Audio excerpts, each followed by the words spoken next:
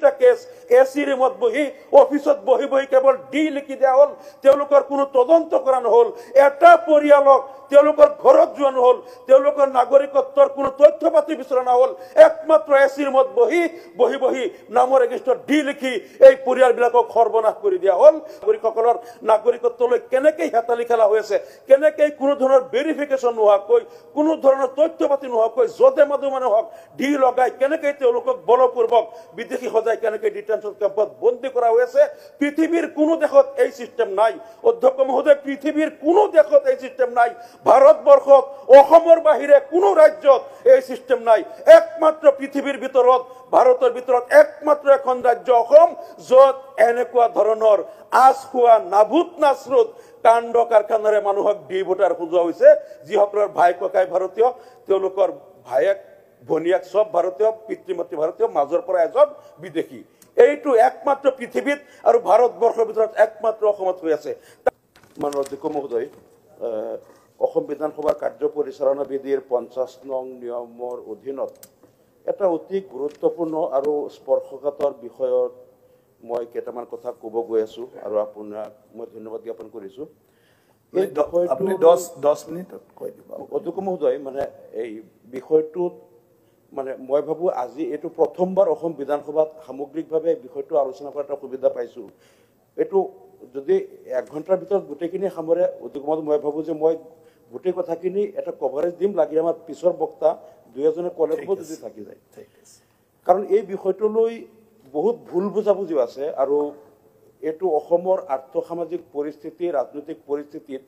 বিগত 40-50 বছৰ ধৰি যথেষ্ট প্ৰভাৱ বিস্তাৰ কৰি আছে এই বিষয়টোৱে আৰু ইয়াত মই প্ৰথমে অধ্যক্ষ মহোদয় আপোনাৰ জৰিয়তে ইয়াত আমাৰ মন্ত্ৰী মহোদয় সকলৰ লগতে সাহসীয় দলৰ বিধায়কসকল সহযোগী দলৰ বিধায়কসকল আৰু আমাৰ বিৰোধী দলৰ বিধায়কসকল প্ৰত্যেককে মই এটা অনুৰোধ জনাম যাতে এই বিষয়টোৰ যেটো বাস্তৱ প্ৰতিচ্ছবি বা এইটো লৈ আমাৰ বিভিন্ন দল উপদলৰ মাজত বিভিন্ন দল সংগঠনৰ মাজত বিভিন্ন সময়ত কিছুমান ভুল বুজাবুজি হৈ থাকে বা বিভিন্ন ধৰণৰ এই বিষয়টো লৈ বহুত ধৰণৰ মুনাফাও লুটে গতিকে এই বিষয়টো আমি এবাৰ বুজিব চেষ্টা কৰো প্ৰথম কথা হল এই যে ডি ভোটাৰ যি সকল হল বা ইয়াত দুই ধৰণে আছে প্ৰথম হল ডি ভোটাৰ আৰু কিছুমান আছে ডি ভোটাৰ নহয় যি সকলৰ নামত ফৰেনাৰ্ছ ট্ৰাইব্যুনেলত কেছ ৰেফাৰ কৰা হল প্ৰথমতে 1997 চনত যেতিয়া অসমত ভোটাৰ তালিকা প্ৰস্তুত কৰা হৈছিল তেতিয়া মুখ্যমন্ত্ৰী প্ৰফুল্ল কুমাৰ মহন্ত আছিল তেতিয়া মই অসম বিধানসভাত দিয়া প্ৰশ্নৰ উত্তৰত গম পালো তেতিয়া ৭৩,১০১ লোকক সন্দেহজনক বুলি ডি ভোটাৰ হিচাপে চিহ্নিত কৰা হৈছিল আৰু তেতিয়া চৰকাৰে কৈছিল যে অসমত এই কেইজন ৭৩,১০১ জনৰ বাহিৰে আৰু কোনো সন্দেহজনক লোক নাই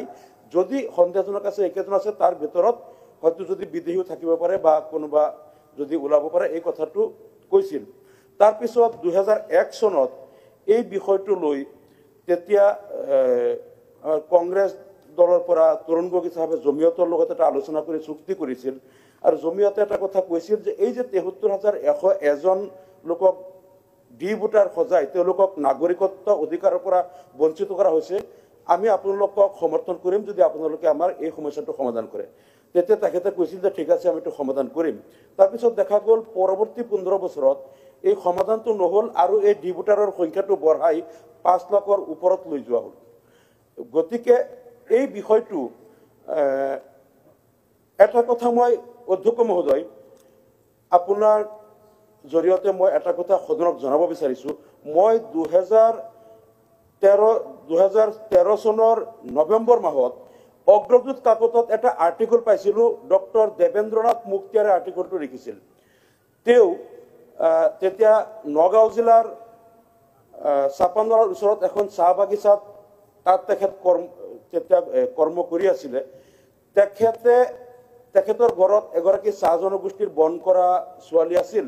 এই ছোৱালীজনীয়ে ক'লে ছাৰ মই বাৰে বাৰে ভোটাৰ লিষ্টত মোৰ নাম দিওঁ নামটো উঠা নাই তেতিয়া তেখেতে কৈছিল তোৰ কাৰণে মই নগাঁও ইলেকশ্যন অফিচত মই ডাইৰেক্ট যাম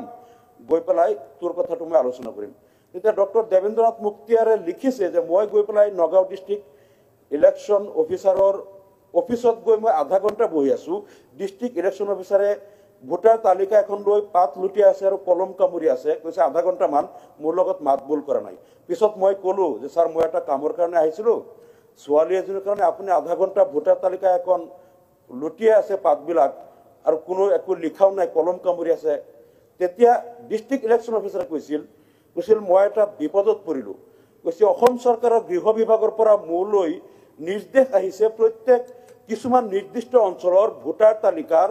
প্ৰত্যেক গাঁৱৰ ভোটাৰ তালিকাত 20-25টাকৈ ডি লগাই দিব লাগে কৈছে মই যে আধা ঘণ্টা এখন গাঁৱৰ ভোটাৰ লিষ্ট লৈছো মই পাতবিলাক লুটি আছো মোৰ কলমেদি কোনটো নামত মই ডি লিখিম মোৰ মানসিকতাই ধৰা নাই কাৰণ যাৰ নামতে মই ডিটো লিখিম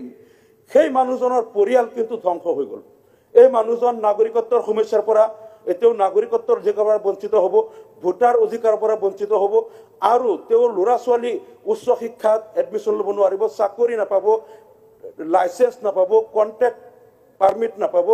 আইএৱাই ঘৰ নাপাব বৃদ্ধ পেঞ্চন নাপাব তেওঁলোকে পাছপোৰ্ট নাপাব সকলো ধৰণৰ নাগৰিকত্বৰ অধিকাৰৰ পৰা বঞ্চিত হ'ব কৈছে ওপৰৰ পৰা নিৰ্দেশ প্ৰত্যেক নিৰ্দিষ্ট এলেকাৰ ভোটাৰ লিষ্টত প্ৰত্যেক ভোটাৰ লিষ্টত 20-25টা ডি বনাব লাগে এতিয়া ওপৰৰ নিৰ্দেশ মানিবও লাগে মই কলম লৈ ঘূৰাই আছো এতিয়া কাক মই বিপদটোত পেলাম কাৰ নামত মই ডিটো লিখি পেলাই কৈছে মই ঘূৰাই আছো মই বিপদত পৰিছো এতিয়া কি কৰিম তেতিয়া সেই 2013 চনতে মই অগ্ৰদূত পেপাৰত ডক্টৰ দেৱেন্দ্ৰ নাথ মুখতিয়াৰৰ এই কাহিনী তেখেতে কৈছিল মই এই কাৰণেই লিখিলোঁ যে ডি কেনেকৈ হৈ আছে আৰু বাস্তৱতাটো কি অসমৰ মানুহে গম পাওক এই ডক্টৰ দেৱেন্দ্ৰ নাথ মুখতিয়াৰৰ মই তেখেতক শ্ৰদ্ধা জনাইছোঁ যে তেখেতে এটা বাস্তৱ প্ৰতিচ্ছবি অগ্ৰদূত পেপাৰত তেতিয়া লিখিছিল আৰু ইয়াত আৰু এটা কথা অধ্যক্ষ মহোদয় যে ভোটাৰ লিষ্টত কাৰোবাৰ নামত সন্দেহ হ'লে তাৰ নামত ডি লিখা হয় আৰু এই ডি লিখাৰ আগতে ইয়াত যিটো অসমৰ মাননীয় গুৱাহাটী হাইকোৰ্টৰ যিটো ইনষ্ট্ৰাকশ্যন আছিলে আৰু নাগৰিকত্ব আইনৰ কেইবাবাৰো সংশোধনী হৈছে 64ত এই সংশোধনীৰ মতে কাৰোবাৰ ওপৰত যদি সন্দেহ হয় যে এই মানুহজন বা এই লোকজন ভাৰতীয় নহয় বা বিদেশী হয় তেতিয়া বৰ্ডাৰ এছআই অসমৰ প্ৰত্যেক থানাত যে বৰ্ডাৰ এছআই দিয়া হৈছে সেই বৰ্ডাৰ এছআই সকলে সেই ঘৰৰ সেই নিৰ্দিষ্ট ঘৰৰ মানুহৰ তেওঁলোকৰ তাত যাব লাগে যে আপোনাৰ ওপৰত আমাৰ সন্দেহ হৈছে বা আপোনালোক ভাৰতীয় নহয় বুলি আমি এটা ইনফৰমেশ্যন পাইছোঁ গতিকে আপোনালোকৰ প্ৰয়োজনীয় কি তথ্য পাতি আছে সেইবিলাক আমাক শ্ব' কৰক তেতিয়া সেই পৰিয়ালে যদি তেওঁলোকৰ নাগৰিকত্বৰ সমৰ্থনত তথ্য পাতি একো দেখুৱাব নোৱাৰে তাৰপিছত 2 নম্বৰ ষ্টেপটো দিয়া আছিলে যে তেতিয়া তেওঁলোকে এই গাঁওবুঢ়া বৰ্তমান গাঁও প্ৰধান আৰু ওচৰ পাজৰৰ যিসকল বয়োজ্যেষ্ঠ লোক আছে সেই বয়োজ্যেষ্ঠ লোকসকলক মাতি গাঁওবুঢ়াক মাতি সুধিব যে এই পৰিয়ালটো কিমান দিন আগৰ পৰা ইয়াত আছে তেওঁলোকৰ বেকগ্ৰাউণ্ড কি তেওঁলোক ক'ৰ পৰা আহিছে এই কথাটো তেওঁলোকে গাঁওবুঢ়া আৰু ওচৰ চুবুৰীয়া তেওঁলোকক সুধি মুৰব্বীসকলৰ পৰা লিখিত লৈ যদি তেওঁলোকেও কয় যে এই লোকজন সন্দেহজনক তেওঁলোক ক'ৰ পৰা আহিছে 3 বছৰ বা 5 বছৰ আগত ক'ৰ পৰা আহিছে আমি নাজানো ইহঁতৰ বেকগ্ৰাউণ্ড একো নাজানো বা ইহঁতে ইয়াত যে আহিছে ক'ৰ পৰা ইহঁতৰ কোনো লিংকেজ আমি গম পোৱা নাই ইহঁত সন্দেহজনক কাগজ পাতি দেখুৱাব পৰা নাই তেতিয়া তেওঁলোকৰ নাম ফৰেনাৰ্ছ ট্ৰাইব্যুনেলত ৰেফাৰ কৰিব তেওঁলোকৰ নামত ডি লগাব আৰু তেওঁলোকৰ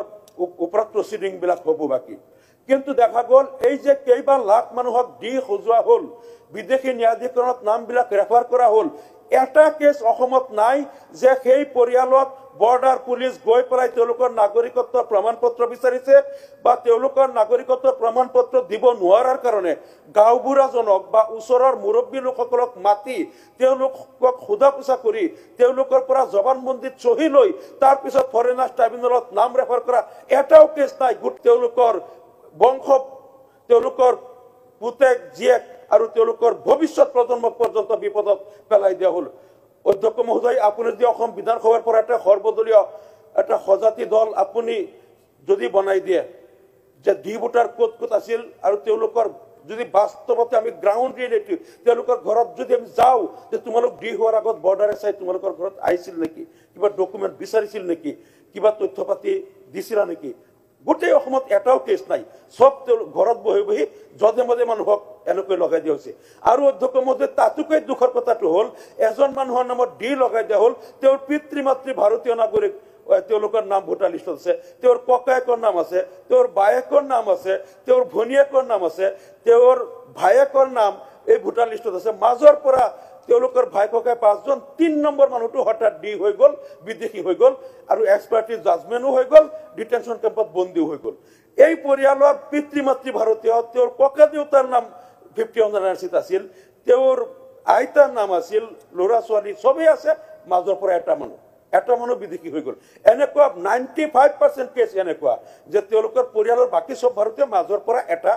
বিদেশী হৈ গ'ল। মানে কেনেকুৱা যে আচৰিত আচহুৱা ধৰণৰ কাণ্ড কাৰখানা হৈ আছে, এই কথাবিলাক যদি অসম বিধানসভাৰ এটা সজাতি দল, সৰ্বদলীয় দল আপুনি যদি বনাই দিয়ে অধ্যক্ষ মহোদয়, গ্ৰাউণ্ডত গ'লে চাব কেনেকে ভাৰতীয় নাগৰিকতকৈ আচৰিত কথাটো হ'ল মাননীয় অধ্যক্ষ মহোদয়, মই অসম বিধানসভাত মই পূৰ্বে প্ৰশ্ন উত্থাপন কৰিছিলোঁ যে যিসকলে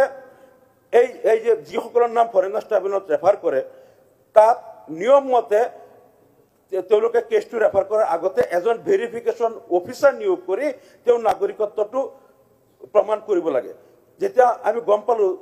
অসম বিধানসভাত মই যোৱা চৰকাৰৰ দিনত মই প্ৰশ্ন উত্থাপন কৰিছিলোঁ, মই নিৰ্দিষ্টকৈ আমাৰ জুৰীয়া এলেকাত, ধৰি লওক এটা থানা এলেকাত, যে তাত কিমানজন মানুহৰ নামত ডি লগোৱা হ'ল বা ফৰেনাৰ্ছ ট্ৰাইব্যুনেলত তেওঁলোকৰ নাম ৰেফাৰ কৰা হ'ল, তেওঁলোকৰ নাম ৰেফাৰ কৰাৰ আগত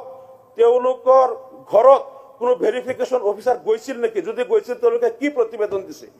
মই এনেকুৱা 20-25টামান কেছৰ তথ্য বিচাৰিছিলোঁ। তাৰপিছত যেতিয়া দেখিলোঁ অসম বিধানসভাত তথ্যবিলাক দিয়া হ'ল, সেই তথ্যবিলাকত দেখিছোঁ কোনোবা এগ্ৰিকালচাৰ অফিচাৰ বা কোনোবা JE বা কোনোবা ডিপাৰ্টমেণ্টৰ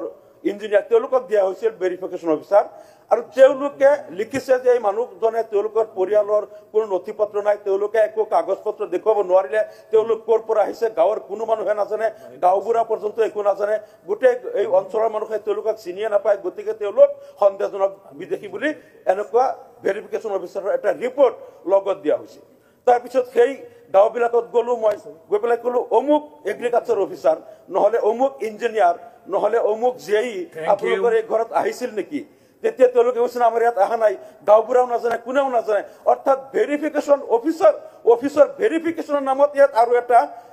মানে নাভূত নাচুত কাণ্ড, তেওঁ অফিচত বহি বহি এনেকৈ ৰিপৰ্ট লিখি দিলে যিজন সেই ঘৰত যোৱাই নাই। গতিকে এই বিষয়টো মই সকলো দলক প্ৰথমেই মই অনুৰোধ কৰি এইকাৰণে কৈছোঁ অধ্যক্ষ মহোদয়, যে বহুতে ভাবে যে এই যে বিদেশী ইমান ওলাল, বিদেশী এই মানে এনেকৈ ডি ভোটাৰ মানেই বিদেশী, অসমত সন্দেহযুক্ত নাগৰিক মানে অধ্যক্ষ মহোদয় পিছত লাগিলে এই বিষয়টোত আৰু অলপ মানে আমাৰ বক্তা কম দিব। মানে মই কথাটো স্পষ্ট এদিন এইকাৰণে কৰিব বিচাৰিছোঁ যে সকলো দলৰ মাজত যিটো ভুল বুজাবুজি আছে, এই বিষয়টো লৈ 40-50 বছৰ ধৰি অসমত এটা ৰাজনীতি মেৰুকৰণ হৈ আছে এই বিষয়টো লৈ। গতিকে এই যে বঞ্চিত লাঞ্ছিত এই মানুহখিনিৰ যিটো দুৰৱস্থা, তেওঁলোকৰ যিটো মনৰ আৱেগ, এই কথাটো কিন্তু বহু দলৰ আমাৰ বহুতে বুজি নাপায়। তেওঁলোকে দূৰৰ পৰা শুনি থাকে মানে বিদেশীৰ চৰণীয়া পথাৰ, অসমত বিদেশী ভৰি গ'ল, আৰু এই বিদেশী মানে ডি ভোটাৰ মানে বাংলাদেশী, ডি ভোটাৰ মানে বিদেশী, কেনেকৈ তেওঁলোকক ডি ভোটাৰ বনোৱা হ'ল, কেনেকৈ তেওঁলোক আজি বিদেশীৰ মানে কলংক পিঠিত লৈ ফৰেনাৰ্ছ ট্ৰাইব্যুনেলত। আৰু এটা কথা অধ্যক্ষ মহোদয় আজি ক'ব লাগিব, অসম চৰকাৰ তৰুণ গগৈ চৰকাৰ থাকোঁতে তেওঁলোকে কেবিনেট ডিচিশ্যন লৈ ফৰেনাৰ্ছ ট্ৰাইব্যুনেলবিলাক বনাইছিল। এই ফৰেনাৰ্ছ ট্ৰাইব্যুনেলত হয় কি, মই এনেকুৱা বহুত কেছ দেখিছোঁ, এজন মানুহে তাত 19টা ডকুমেণ্ট দিছে, য'ত মানে ভোটাৰ লিষ্টৰ কেইবাটাও copy, pan card, driving licence, তাৰপিছত panchayat certificate, school certificate, PRC, NRC, এনেকেই 19টা ডকুমেণ্টৰ ভিতৰত দেখিলোঁ 15টা ডকুমেণ্টত তেওঁৰ নামৰ লগত পিতাৰ নাম আছে, পিতাৰ নাম। তাৰপিছতো 15টা ভোটাৰ লিষ্টত আছে, পান কাৰ্ডত আছে, ড্ৰাইভিং লাইচেঞ্চত আছে, পঞ্চায়ত চাৰ্টিফিকেট, গোটেইকেইটাত তেওঁৰ পিতৃ নাম লগত আছে। তাৰপিছত ফৰেনাৰ্ছ ট্ৰাইব্যুনেলে এটা জাজমেণ্ট দি দিলে যে he or she could not establish his relationship with the projected father, মানে এই তেওঁৰ পিতৃক কৈ দিছে প্ৰজেক্টেড ফাদাৰ, আৰু কৈছে 15টা ডকুমেণ্টত তেওঁৰ নাম পিতৃৰ নাম লগত আছে। তাৰপিছত লিখি দিছে he or she could not establish his relationship with his projected father, গতিকে he is foreigner, তেওঁ বাংলাদেশী। মানে ফৰেনাৰ্ছ ট্ৰাইব্যুনেলবিলাকে কিদৰে কাম কৰি আছে, জাজমেণ্টবিলাক পঢ়িলে মই আপোনাক পুনৰ অনুৰোধ কৰিছোঁ এটা সৰ্বদলীয় টিম বনাই দিয়ক, আমি সেই জাজমেণ্টবিলাক কেইটামান চাম, দেখিব তাত কিমান বায়াছ, কেনেকৈ তেওঁলোকে পিতৃ মাতৃ ভাৰতীয়, ভাই ককাই সকলো ভাৰতীয় মানুহজনক কেনেকৈ তেওঁলোকে সকলো তথ্য পাতি দিয়াৰ পিছতো মানে জাজমেণ্ট দি দিছে তেওঁলোক বিদেশী বুলি গতিকে এই কথাবিলাক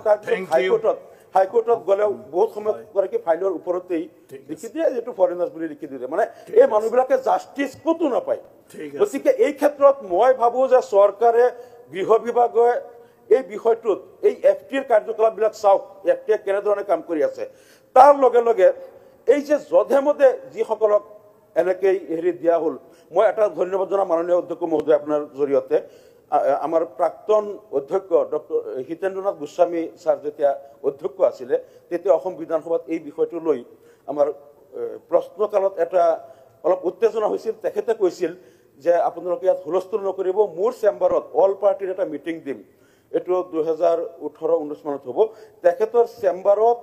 আমাৰ প্ৰত্যেক দলৰ পৰা দুজনকৈ নেতাক মাতি নি পেলাই এটা মিটিং দিছিল আৰু সেই মিটিঙত আছিলে কমিশনাৰ হোম ডিপাৰ্টমেণ্টৰ commissioner Assam state elector officer DIG আছিল বৰ্ডাৰৰ আইজিপি আছিল আৰু বিভিন্ন কমিশনাৰসকল আছিল তাত কিন্তু মই আৰু আমাৰ মাননীয় দলপতি হাফিজ বছিৰ আহমদ কাছিমি সাহেব আমি আছিলোঁ আমি তাত দেখাইছিলোঁ 51ৰ এনআৰচিত নিজে নাম থকা কিছুমান মানুহ ডি ভোটাৰ হ'ল যাৰ নিজৰ নাম 51 এনআৰচিত আছিল আমি কেইটামান দেখুৱাইছিলোঁ তেতিয়া হিতেন্দ্ৰনাথ গোস্বামী ছাৰে কৈছিল যে মই বুজি পাই গ'লো খেলটো ডি ভোটাৰ কেনেকৈ হয় আৰু এইটোলৈ কি চলি আছে মই বুজি পাই গৈছিলোঁ গতিকে ইয়াত যিসকল অসমৰ আপোনালোক আমোলাসকল আছে আপোনালোকে মাইনৰ্ছ লিখক আজিৰ পৰা আৰু অসমত নতুনকৈ ডি ভোটাৰ হ'ব নোৱাৰিব আগৰ যিখিনি আছিল সেইখিনিকে চলি থাকিব আজি আপোনালোকে মাইনৰ্ছটো লিখক ডি ভোটাৰ আৰু হ'ব নোৱাৰিব 51 এনআৰচিত নাম থকা মানুহৰ নামত দি কৈছে খেলটো মই বুজি পাই গ'লো মই এইটো শ্ৰদ্ধাৰে স্মৰণ কৰিছোঁ হিতেন্দ্ৰনাথ গোস্বামী ছাৰ অধ্যক্ষ থাকোঁতে এইটো সিদ্ধান্ত লৈছিল আৰু এই কথাটো কিন্তু মাইনৰ্ছত লিখা আছে গতিকে এই কথাবিলাক আজি যদি এই বেদনাৰ দীপায়ন চক্ৰৱৰ্তী গতিকে এই বিষয়টো মই ভাবোঁ আপুনি এটা সৰ্বদলীয় টিম বনাই দিয়ক যাতে আমি আলোচনা কৰি এইটো পাৰ্মানেণ্ট এটা সলিউশ্যন কৰিব পৰা যায় এই দুৰ্ভগীয়া মানুহখিনি যাতে ন্যায় পায় এই কথাটো আপোনাৰ জৰিয়তে আমি অনুৰোধ জনাইছোঁ থেংক ইউ